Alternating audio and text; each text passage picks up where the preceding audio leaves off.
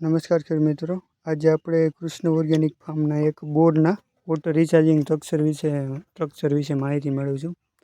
તો આ એક 25 વીઘાનું સંપૂર્ણ ઓર્ગેનિક ફાર્મ છે કે જેનું બધું પાણી આવા બે સ્ટ્રક્ચર બનાવેલા છે. બીજું એકમાં પણ સ્ટ્રક્ચર છે.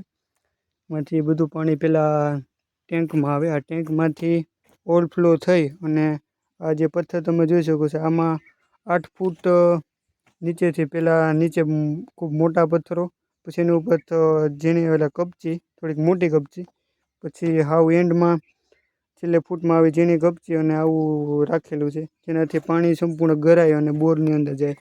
અને બોરની અંદર તમે આ જે જારી જોઈ શકો છો, આ જારી છે 8 ફૂટ સુધી નીચે સુધી લગાવેલી છે. અને અંદર બધે હોલ પાડેલા છે જેનાથી પાણી અંદર રિચાર્જ થઈ શકે.